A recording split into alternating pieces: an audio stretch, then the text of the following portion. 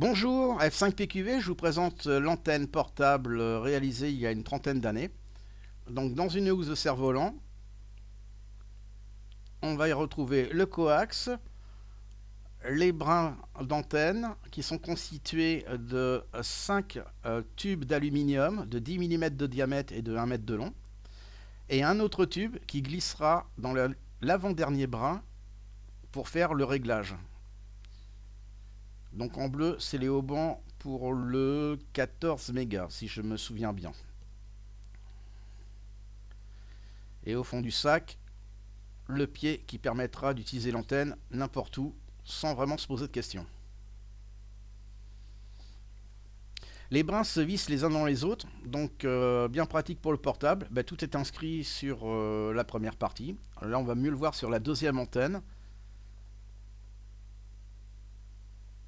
Enfin, du moins, on va essayer. Donc, le 28 mégas, il faut le brin 3 plus un réglage, et ainsi de suite, jusqu'au 14 mégas. Donc là, il ne reste plus qu'à mettre les morceaux qui correspondent et à visser.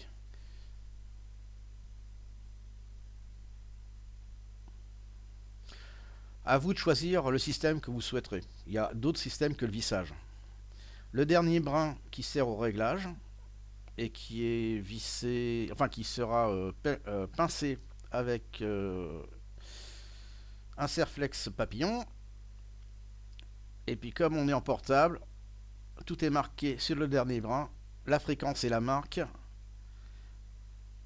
pour le réglage facile et sans avoir à faire de mesure. Là, on va voir l'élasticité et la résistance au vent de l'antenne. Coup de chance en Normandie, il y avait de quoi ce jour-là.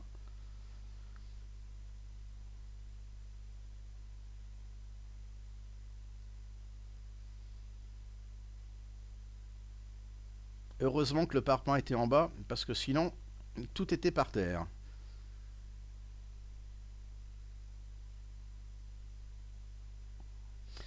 Alors bien évidemment, chacun fera sa sauce, c'est simplement l'idée.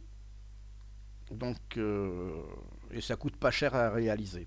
Tous les composants se trouvent en bricaillerie, donc pas de souci pour les retrouver. Et quand il y a de la casse, on peut facilement se dépanner. A bientôt, F5PQV.